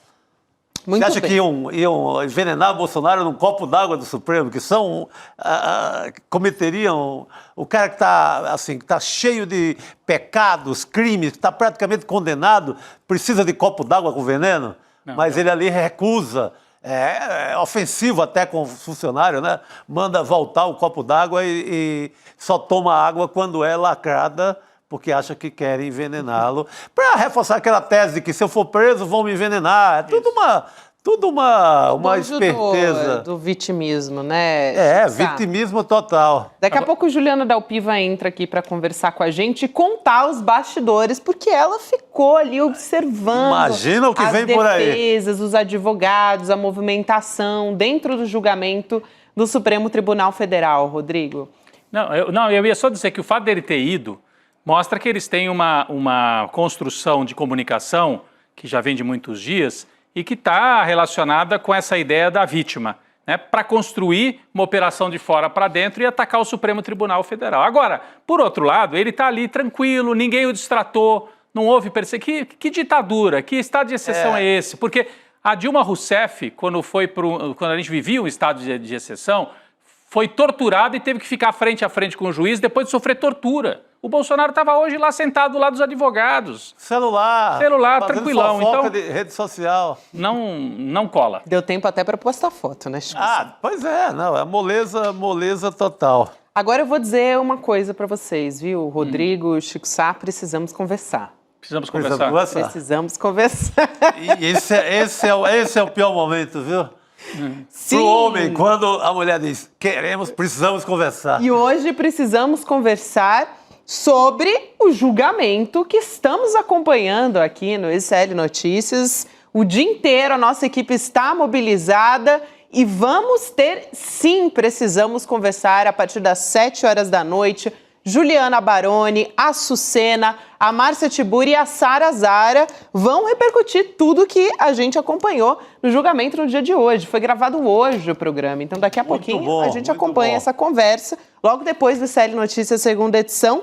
E a gente tem aqui o grupo que é o icl.com.br/precisamos conversar para receber o link da transmissão. Então, fica a dica, hein? Fica o convite. Terminado aqui o N2, vamos direto para o Precisamos Conversar. Muito bem, a gente continua acompanhando a situação no Supremo Tribunal Federal. Antes disso, a gente queria falar de momentos de descontração. Descontração. Eu tive o quê? Um trava-línguas aqui nesse ICL Notícias. Não acontece muito, mas às vezes acontece, né, gente? O dia inteiro no ar. Não acontece muito, mas é muito comum. É isso, é raro, mas acontece muito. Acontece sempre. A gente traz aqui, falamos, aliás, né, do ministro Flávio Dino, que tem uma ironia fina. Heloísa Vilela chamou a atenção para isso na fala dela. Teve um momento, no final do argumento da ministra Carmen Lúcia, né, sobre nulidade da denúncia, envolvendo o ministro Flávio Dino também. Então, eles estavam ali junto um com o outro, né? Deixando um clima mais ameno, um clima mais leve. A gente vai trazer esse momento, igual aqui agora na nossa bancada, né? A gente vai trazer também esse momento. Vamos lá. Vossa Excelência aludiu a outro momento do tribunal, em 2007, e eu quero aproveitar esse registro para homenagear o precursor de uma figura que hoje atua em praticamente todos os tribunais brasileiros, que é o juiz auxiliar. Eu lembro bem, eu era deputado federal na ocasião, e me liga o ministro Joaquim Barbosa, relator de uma dessas Penal ações. 470. Eu não estava aqui, mas lembro, Vossa Excelência lembra. Mas ainda recém-concluído o curso de Direito. Então, olha, ministro. Vossa Excelência já indicou que eu sou a decana da turma, eu não posso nem falar nada, mas o outro já indicou as velhinhas, mais de 70, quer dizer. Ele escolheu hoje um marco, eu sou um alvo preferencial. Ele escolheu o marco temporal etarista, eu notei. Eles estavam falando logo depois de citar um mensalão, né? Dizendo, ministra, decana, enfim, um momento agora sim, descontração, meu Deus! Saiu! A palavra saiu e Juliana Delpiva está com a gente aqui. Ela que estava ali dentro do Supremo Tribunal Federal acompanhando o julgamento. Ju, boa noite. Boa noite, meus queridos Gabi, Rodrigo, Chico, para a comunidade que está acompanhando a gente aqui. Estou morando no Supremo Tribunal Federal, né, gente? Vim aqui hoje o dia todo, já estou aqui desde manhã, acompanhando desde a chegada de manhã dos advogados até agora a nossa conclusão. E, olha, esse momento aí que vocês acabaram de mostrar foi um dos momentos em que a tensão ali baixou um pouquinho, embora, assim, eu acho que teve aquelas cenas da manhã, da tentativa dos deputados ali de causar, né, um constrangimento na chegada, do advogado do Felipe Martins, que quase que sai preso, né, foi detido, vai responder por desacato, mas de um modo geral, o clima dentro da sessão, acho que a surpresa da chegada do Bolsonaro foi uma coisa que pegou todo mundo ali um pouco de surpresa, inclusive eu não sei se a gente já comentou aqui, entre colegas jornalistas a gente estava tentando fazer um levantamento, acho que é a primeira vez que um réu, né, assim, um investigado, hoje ele ainda é investigado, amanhã provavelmente já será réu, depois da avaliação da denúncia, mas que o investigado acompanha o julgamento da própria turma, né, acompanha ali todo o desenrolar da leitura do relatório até, enfim, a discussão das preliminares, os primeiros julgamentos ali que os ministros fazem em função dos pedidos da defesa. Então, tudo isso trouxe um pouquinho de tensão de manhã, mas de um modo geral foi um dia tranquilo aqui no Supremo, sem grandes problemas também, manifestações. Um ou outro deputado, o aliado do Bolsonaro, quis fazer algum caso. Mas na parte da tarde, viu, gente, de manhã, acho que o Bolsonaro chegou muito, talvez treinado pelos aliados, em não demonstrar nenhum ânimo, né? Nem fraqueza, nem tristeza, nem não dar motivo para que falassem, vamos dizer. À tarde, eu já achei ele bastante agitado. A gente estava um pouco longe pela distribuição, você não conseguia ficar ali no cangote, né? Ouvir o que é que eles estavam conversando. Mas a movimentação foi mais intensa. Eles andaram muito mais, saíram das cadeiras, os advogados, né? O Bolsonaro ficou o tempo todo sentado, não saiu durante a tarde toda. Mas ele já gesticulou mais, cochichou mais, conversou mais, deu aquelas esticadas de braço, tipo o Bolsonaro, sabe? Como... Enfim, em alguns momentos ali, ele demonstrou mais reações de ansiedade, tensão, mas saiu também sem falar, né? De manhã já tinha dito que não falaria. Os advogados dele também falaram muito pouco durante o dia. Eu acho que eles estão tentando evitar um desgaste em função dos votos dos ministros ainda também não terem sido lidos, o que vai só acontecer amanhã. É interessante esse bastidor que a Juliana traz para a gente. E a presença dos deputados, hein, Juliana?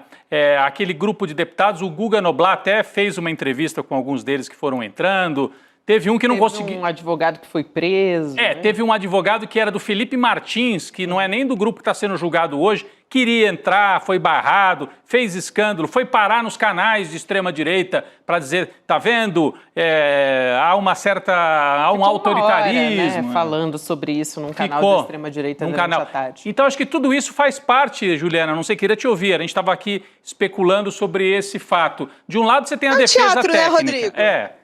O teatro para dizer que é perseguição, não é? Exato, eu acho que assim, o advogado, o Sebastião, né, que é o advogado do Felipe Martins, que é quem fez a maior cena aqui hoje, eles receberam as orientações as mesmas que a gente recebeu. Eu, por exemplo, eu tenho credenciamento do Supremo Tribunal Federal já para cobrir, para andar aqui dentro. A gente ainda assim precisava de um credenciamento especial para o dia de hoje, por uma questão de segurança, então a gente procedeu a isso. Os advogados dos outros investigados dos outros núcleos tinham que proceder a um credenciamento também. Ele não se credenciou, chegou aqui e já chegou assim, né, nesse ânimo de fazer um escândalo. O que ele queria era palco e ele achou esse palco nos fóruns adequados, né? Me parece que foi isso que ele encontrou. Agora, quando a gente estava lá dentro da sala, a gente ouviu, né, os gritos, ele começou a gritar arbitrários, arbitrários, porque ele não foi exatamente só barrado, ele foi convidado aí na segunda turma. De um modo geral, a segurança, por mais atenta que esteja, é muito educada, tratou todo mundo com muita educação, solícito. Assim, é o dia a dia do tribunal, não é esse clima de tensão e horror o tempo todo. Tem uma atenção, sim, porque afinal de contas teve há pouco tempo um atentado à bomba ali na frente, mas existe uma cordialidade muito clara entre os servidores do tribunal e as pessoas que trabalham aqui, como a gente que vem todos os dias, né?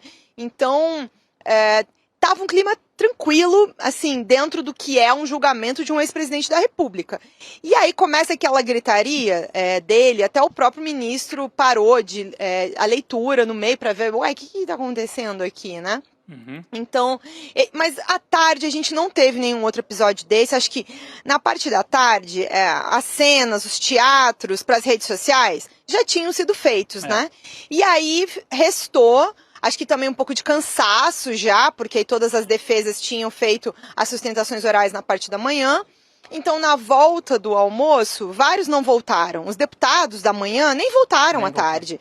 Acho que só 2 voltaram, se eu não me engano, pela lista que o Supremo mandou pra gente de manhã. Eu até estava falando, Rodrigo, não sei se você acompanha, no meio-dia eu falei assim, eu ainda dei a sorte de sentar, que tem a área da imprensa, né, atrás do deputado Zé Trovão. E ele ainda, em determinado momento, achou legal puxar o chapéu, entendeu? Eu tive que bater no braço dele e dizer, nobre deputado, dificuldade, por favor, né? reportagem. Deixa eu trabalhar, nobre deputado. Deputado, aquele chapelão na sala da primeira turma. Que horror. Ainda teve esse momento. Teve uma confusão também do Coronel Meira, que é deputado pelo PL. É que aí não dava para enxergar mais nada, né? Sim, sim. Mas o Coronel Meira era pela beleza do chapéu, mas é que aí ele travou toda a minha visão. Fechou o caminho, né, Ju? O Zé Trovão, se eu não me engano, é Santa Catarina. Ah, não, ele tá falando do outro já. O outro deputado, Ju, o Coronel Meira, do PL de Pernambuco, também ensaiou uma confusão ali na entrada, ainda na parte de manhã. Ele teve a entrada barrada também, Chico. Não cuidou de credencial, nem de nada, chega lá e quer entrar, né? Porque é do PL, porque é coronel. Falou um monte de palavrão, xingou, sim. Quebra de decoro. Dentro da Corte Suprema, xingou, assim, falou absurdos ali. Para os seguranças que estavam só dizendo, meu querido, não cabe mais gente lá dentro. Não dá. Vários deputados bolsonaristas tinham entrado. Então a questão não era contra os deputados, era uma questão de organização. Ele não foi barrado por ser deputado, sim por lotação. E ele, se todos os deputados resolvessem, né, a bancada inteira do PL, não cabia lá dentro da sala. Então tem que ter algum tipo de organização. Mas diga, Juliana. Rodrigo, Gabi, queria falar um pouquinho também de umas outras observações, assim, né, que eu acho que a gente tem que ficar atento daqui para frente. A defesa saiu, né, derrotada de goleada nas preliminares, então perderam todos os pedidos de 5-0 e com argumentações muito já bem precisas do que vem por aí, ou seja, que é um espaço mínimo de discussão para nulidade, por exemplo, que é um expediente que é muito comum, né, em termos de defesa, é tentar achar nulidade para derrubar ali pensando assim como se fosse uma árvore, você vai tirando uns galhos, né? Aí você tira um, tira o outro, você vai derrubando a árvore das provas. É meio que assim que eu já acompanhei vários casos que são destruídos dessa maneira. Não vai ter esse espaço, me parece, nesse caso, inclusive porque as cautelares foram decididas pelo próprio Supremo Tribunal Federal. Então, acho que eles vão ter um trabalho muito difícil se seguirem por esse caminho das nulidades. Eu tinha comentado isso de manhã, porque a própria PGR lá, algumas fontes tinham me alertado sobre, olha, essa estratégia da defesa me parece meio kamikaze, porque por aí eles não vão conseguir nada. E é o que a gente vê um pouco nas preliminares, mas temos que ficar atentos ao que me parece que será o voto divergente de vários momentos, que é o ministro Luiz Fux. Sim. Então, ele já indicou, por exemplo, né, contrariedade com relação à questão do foro, que realmente no Supremo Tribunal Federal vem e volta, né, uma hora de um jeito, outra hora de outro jeito. E ele tem ali, né, questões para argumentar dentro disso. E assim, na hora em que ele estava argumentando, eu vi que assim, ele olhou, ele votou lendo, falando muito. A gente perdeu a imagem aqui da Juliana Dalpiva, mas a gente já vai retomar com ela. Ela estava chamando a atenção ali para a voz divergente do ministro Luiz Fux, não só em relação ao voto, mas também aí. Voltamos com Juliana Dalpiva para completar a fala dela. Ela falava a respeito do foro agora, privilegiado. Do Fux. Vamos lá. Esse foi um primeiro aspecto que eu acho assim, ele falou muito tempo, inclusive olhando para o ministro Zanin e dizendo, né, eu votei aqui com outros colegas em outro tempo, né, o ministro Zanin é novo no tribunal, então me chamou a atenção esse momento e olhou para os demais ministros, inclusive porque o ministro Dino também é novo nessa composição. Acho que o ministro Alexandre também não tinha participado daquele julgamento do foro de 2018. Não tenho dúvida, acho que o Alexandre participou sim. Mas o ministro Dino e o Zanin não tinham participado.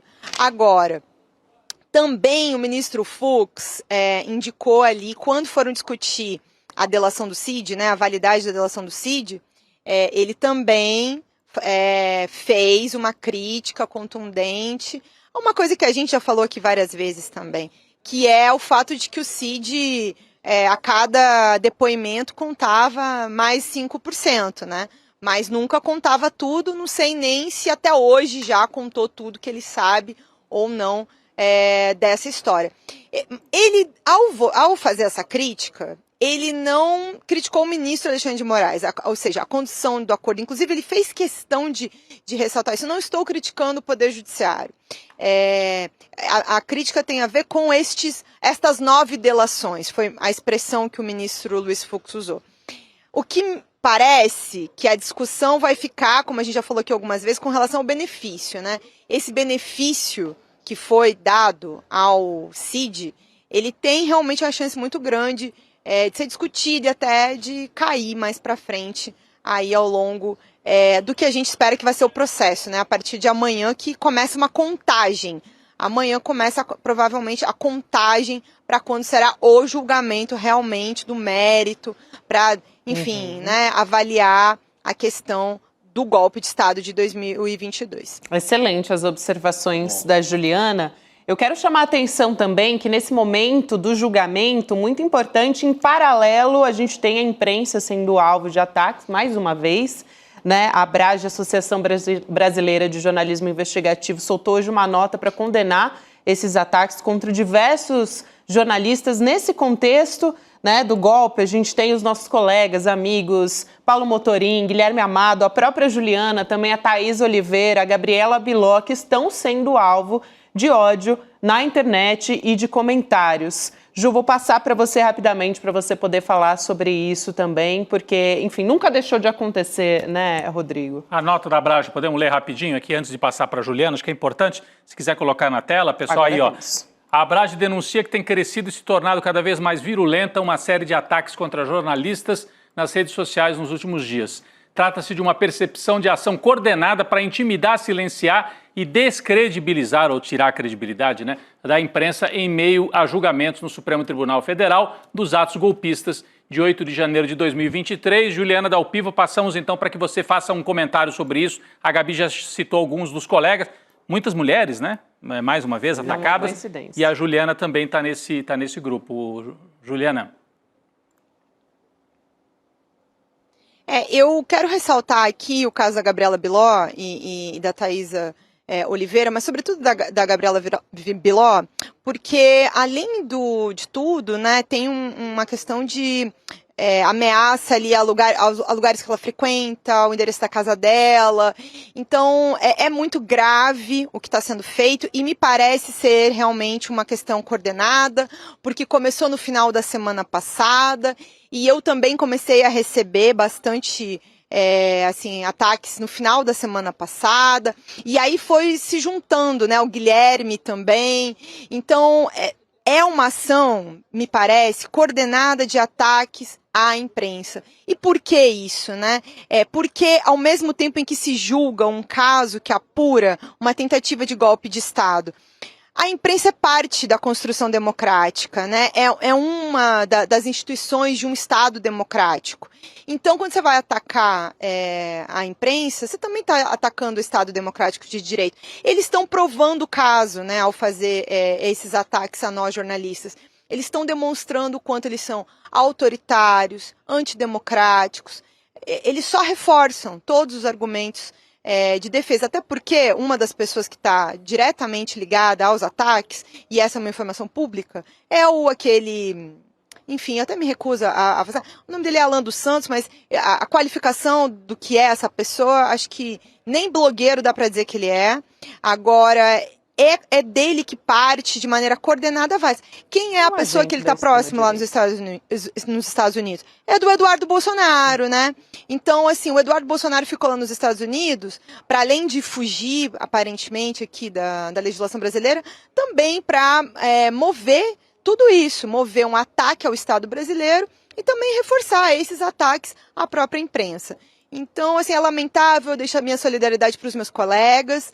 E a gente vai continuar aqui, né, fazendo o nosso trabalho como a gente fez antes disso tudo, agora, e continuaremos fazendo. É isso.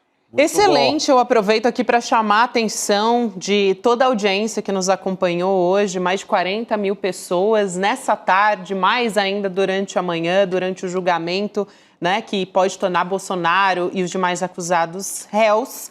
E a gente tem aqui, né, o nosso canal com jornalistas como a Juliana, como a Carolina Brígido também, eu ia dizer Carolina Dalpiva, né? Já tô o quê? O dia inteiro no ar, gente, o dia inteiro no ar. Vilela Noblar. Isso aí, Carolina. Guga Noblar, Heloísa Vilela, todo o nosso time, sem contar aqui nos bastidores, muita gente fazendo tudo isso acontecer. Então, ressaltar aqui que para você continuar acompanhando o nosso jornalismo, tem que clicar para receber, né? Clicar no sininho para receber as notificações dos nossos canais do YouTube e todas as novidades que continuam amanhã de manhã, né? Fundamental, né, clicar para as notificações, porque isso faz aumentar o volume do canal, ele é cada vez mais distribuído. Você pode se inscrever no canal, e isso não custa nada, né? Você se inscreve ali no canal, mas olha, importante também se inscrever no ICL, na plataforma, porque daí você ajuda a manter essa equipe de um canal que é independente, que não tem patrocínio, mas que tem equipe com 4 repórteres na rua lá em Brasília, com coordenação, com cinegrafista, porque tem um câmera, né, para fazer todo esse trabalho, com toda a equipe técnica. Então, pedimos para que o nosso público, quem ainda não é membro, se torne do ICL também, Gabi. A gente agradece, parabeniza mais uma vez a nossa equipe em Brasília. A Ju, boa noite para você. Ju, bom trabalho por aí, que amanhã também a gente retoma cedo os nossos trabalhos lá em Brasília. Então, a gente continua por aqui com a nossa transmissão também. Obrigada, Ju, até amanhã. Vocês percebem, né? Tem um delayzinho, mas Juliana aqui ficou com a gente até agora. Ela ainda, né, tem aquele momento dela receber informação. Vocês viram que teve a troca de luz ali também, com o carro andando. Então, tudo isso é feito porque a nossa equipe estava ali coordenando tudo. Muito bem. Então, a gente aqui traz também para tirar as dúvidas, né, a respeito do julgamento, enfim, a gente traz agora a voz de alguém que é muito conhecedora dessa área, uma advogada constitucionalista que daqui a pouquinho a nossa advogada constitucionalista chega para conversar com a gente, a Damares Medina, especializada em acompanhar as decisões do Supremo Tribunal Federal, ela que já está a posto para conversar com a gente. Boa noite, doutora, seja muito bem-vinda. Bem-vinda. Boa noite, obrigada pelo convite.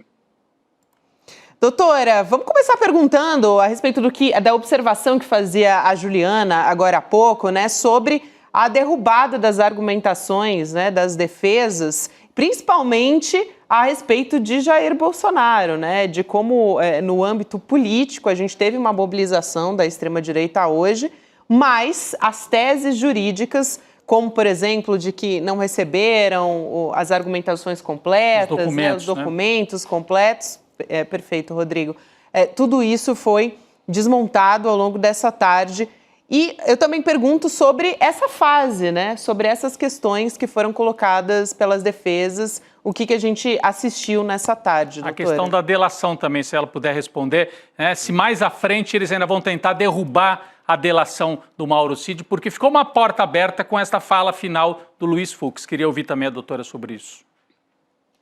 É muito interessante, eu achei emblemático a presença do ex-presidente Jair Bolsonaro, né, numa postura até de um certo desafio ao tribunal e a importância da leitura da denúncia pelo Procurador-Geral da República, que desvendou a complexidade dessa trama que veio se desenvolvendo, da qual o 8 de janeiro era apenas o clímax, né, porque nós ficamos centrados muito nos julgamentos do 8 de janeiro e a leitura da denúncia hoje pelo Procurador-Geral da República deixou claro que muito antes de 8 de janeiro havia toda uma trama engendrada para impedir a posse, para questionar as urnas, o resultado das eleições. Então isso, para mim, foi muito marcante. Chamou-me a atenção também o fato de que nenhum dos denunciados, dos acusados, efetivamente negou os fatos, né? A maioria dos advogados de defesa apenas minimizou a participação de um ou de outro nos fatos que eram narrados na denúncia. Então, eu acho que a posição dos ministros, ainda que o ministro Luiz Fux tenha sinalizado ali, tenha pedido também vista no julgamento da Débora, né, que foi condenada a 17 anos de cadeia por passar lá batom na estátua, mas eu acredito que todas essas preliminares já estão derrubadas por uma maioria, ainda que haja no futuro eventual recurso para o plenário do Supremo Tribunal Federal. Lembrando que a gente está numa fase de admissibilidade, né? Só que já se prenuncia pelo posicionamento de todos os ministros que nenhuma das preliminares arguídas pela defesa será acatada pela primeira turma do Supremo Tribunal Federal.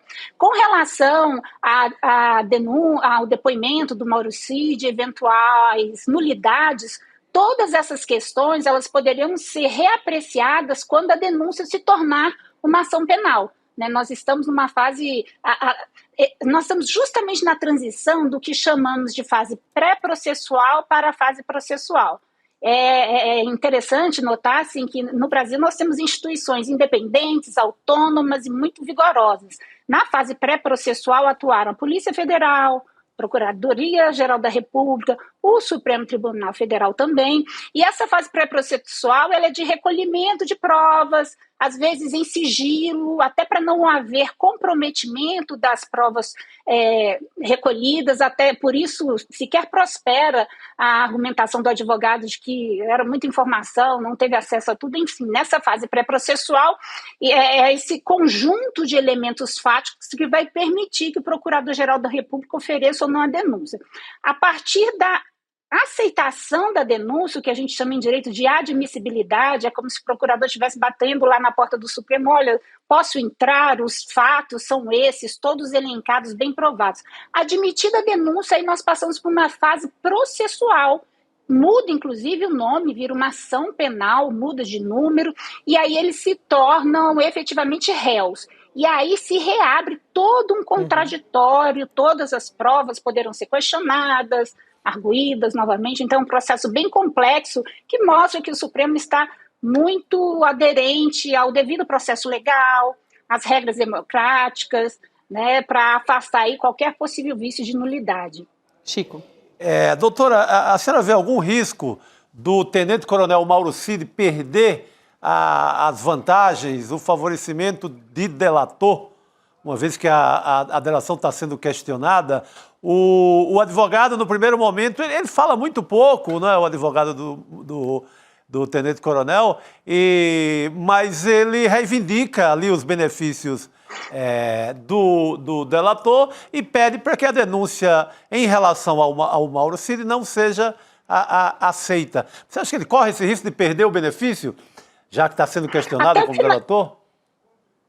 Não apenas por estar sendo questionado. O acordo de delação premiada ele é um ajuste. Ele pode ser revisto a qualquer momento até o fim do processo. Nós vimos um pouco disso na época da Lava Jato, né? Houve vários acordos que foram revistos, que foram anulados, né?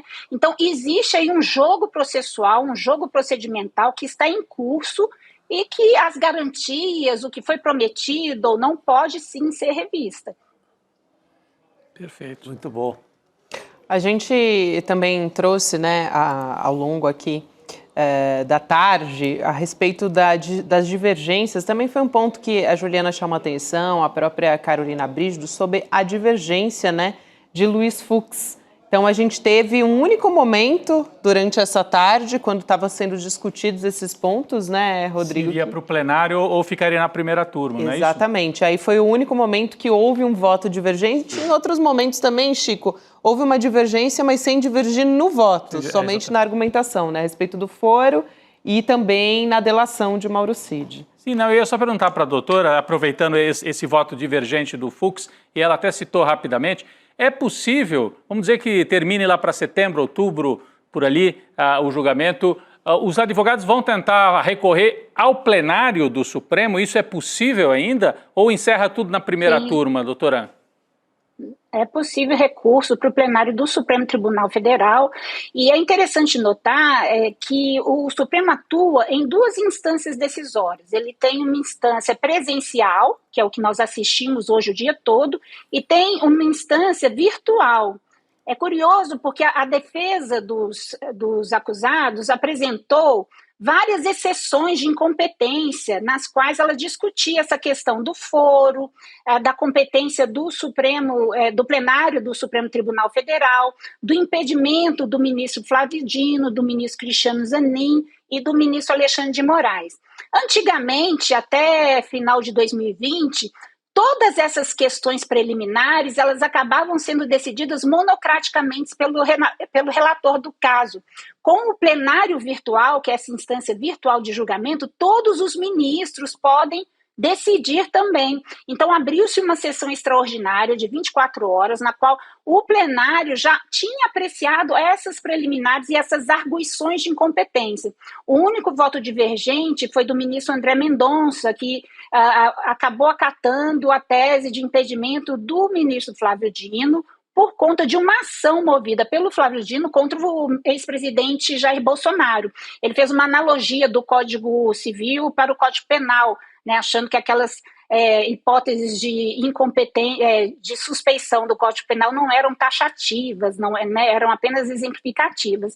Isso dá mais legitimidade para a decisão da primeira turma e responde também um pouco a essa possibilidade de recurso para o plenário do Supremo Tribunal Federal, seja por embargos infringentes ou por agravo interno. Efetivamente, essa decisão da primeira turma vai ser reapreciada pelo plenário e essas preliminares, de certa forma, nessas exceções de suspeição e incompetência, já foram apreciadas também pelo colegiado, inclusive o ministro Nunes Marques, que foi indicado também pelo presidente Jair Bolsonaro, refutou todas as preliminares de incompetência e suspensão levantadas pela defesa. Então, é uma decisão que foi confirmada pela primeira turma, mas que já tinha sido placitada pelo plenário do Supremo Tribunal Federal num julgamento virtual. Perfeito. Bom, a gente agradece muito a presença da doutora Damares, que veio ajudar a gente a entender esse primeiro dia de julgamento. A gente amanhã continua acompanhando o julgamento e depois a gente vai ainda continuar acompanhando por algum tempo.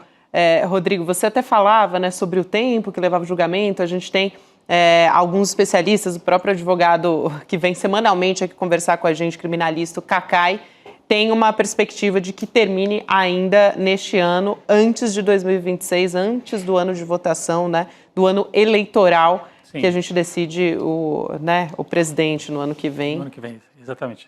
Exatamente, é a previsão de setembro, mas aí tem isso, setembro para acabar o julgamento da primeira turma. Depois tem todos os recursos, embargos infringentes, como disse o doutor, embargos de declaração para esclarecer trechos dos votos, enfim, isso tudo pode levar mais alguns meses. Eu assim, para até terminar nesse ano na turma, mas para transitar em julgado eu seria mais prudente e talvez fique realmente para o começo do ano que vem. Mas enfim, essa é uma questão que nós ainda vamos observar. Queria agradecer a doutora Damares pela presença hoje. Valeu, obrigado. Doutora Damares Medina, obrigada, gente, que é advogada constitucionalista, conversando aqui mais uma vez com a gente no ICL. Um prazer te receber mais uma vez, doutora. Até uma próxima. Valeu. Prazer é todo meu. Até mais. Boa noite. A gente segue aqui, né, no nosso minuto final, Rodrigo. Olha, acho que a gente está precisando... Temos Juliana, mas não Juliana Dalpiva, Juliana Baroni, porque a gente precisa conversar aqui no nosso estúdio, não é isso? Opa! Olha só quem veio hoje no ICL Notícias segunda edição, Ju. Muito bem-vinda.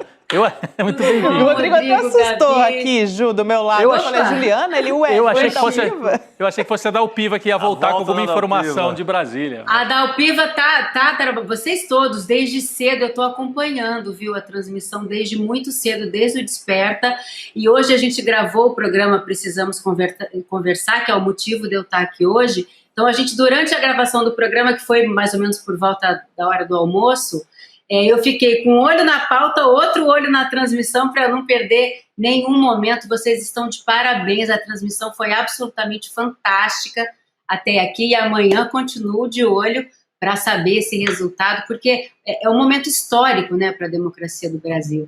E eu estou aqui para convidar vocês, a audiência está maravilhosa hoje, convidar vocês para assistirem o programa Precisamos Conversar, o nosso terceiro episódio. É claro que a gente vai falar sobre o julgamento do STF e também sobre essa minissérie que é a mais comentada do momento na Netflix, que chama Adolescência, que é um tema muito importante, né, da gente tratar as mães, os pais, enfim. A gente quer convidar vocês para essa conversa e estou muito feliz de estar aqui, gente. Que dia, hein? Que dia maravilhoso. Excelente. Ela falou da adolescência, né, da série, que tem tudo a ver com a extrema-direita também. Tem também. A gente está falando das formações, né, o Xandão acabou de falar de milícias digitais. Pois é. Né, com essa preocupação de como as redes sociais marcam a vida das famílias hoje em dia. E eu assisti... Eu disse que a gente tem dois temas, mas na verdade é um tema só, né, Rodrigo?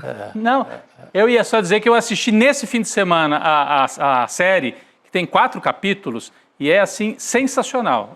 Além do aspecto técnico, né, porque é feito com plano sequência, então cada capítulo é uma câmera só sem corte, mas isso é mais um aspecto, assim, de narrativa. Agora, o conteúdo dessa série é um pouco chocante, todo mundo que tem filho, eu tenho, mas mesmo quem não tenha filho fica preocupado com o que vai acontecer com essa geração. O pessoal está chamando, né, Ju, a geração do quarto, né, porque dentro do quarto parece que estão ali protegidos e guardados, mas estão acessando todo tipo de conteúdo e todos os conflitos. Não, mas estão aqui, né? E os perigos estão aqui, né? A gente tem que ter um controle parental. A gente vai tratar disso tudo no programa que começa daqui a pouco. O Precisamos Conversar às 19 horas. Amanhã tem reprise, né? Quarta-feira às 15 horas. Eu espero, nesse momento, amanhã, essa hora mais ou menos da reprise, 3 da tarde, a gente já poder estar abrindo uma cerveja, Chico, para comemorar essa decisão. Tá chegando a hora, porque tem o tempo da cerveja e tem o tempo da justiça. Às vezes a gente quer adiantar demais a champanhe e a cerveja, mas vamos ter paciência que está chegando. É um passo de cada vez, né? Exatamente. E a gente pode tomar, por terem me recebido aqui. Ô, Ju, demais te receber nesse dia histórico, né, de julgamento. E também eu ia dizer que essa cerveja pode ser tomada, assim, aos pouquinhos, né? A gente pode ir avançando. Ao longo do ano, né? Ao longo desse ano, né? Exatamente. Vamos com calma. É isso, Ju. Obrigada demais. Um prazer receber você aqui. Daqui a pouquinho a gente acompanha, Gabi, né? Você está convidada para aparecer lá. Opa! No momento que você quiser para bater um papo com a gente, tá bom? Chamou, eu vou, tá? Muito bom. Eu vou mesmo. Beijo, Obrigada. Parabéns pela transmissão, vocês deram um show hoje. Valeu, Obrigada demais, parabéns pelo Precisamos Conversar, que a gente acompanha daqui a pouquinho. Não vou perder, de jeito nenhum. Correr para casa para ver. Aí. Daqui 3 minutos a gente já acompanha. Rolado com N2. É isso aí, a gente acompanha a Juliana, a Sucena também, né? As mulheres, a Márcia Tiburi também conversando e a Sara Zara conversando a respeito desse dia histórico de julgamento no Supremo Tribunal Federal, que tem como seu alvo principal, ali no centro do PowerPoint, o Jair Bolsonaro e os demais acusados também. Aliás, aproveitando esse momento de respiro, né, Rodrigo, a gente pode falar também sobre cuidar da nossa saúde, né? Cuidar da nossa saúde mental, da nossa saúde física, elas andam ali, né? Juntas. Lado a lado. Então, a gente vai ter nesse final de semana, domingo, o nosso PEX, o nosso encontro da nossa jornada esportiva. Dá início, na verdade, a nossa jornada esportiva aqui no ICL, com o Eduardo Moreira conversando com o Merkelen, também com a Joana Maranhão, né? O Merkelen que é triatleta, então a gente está falando de um esporte que é, né, de fôlego o negócio, né?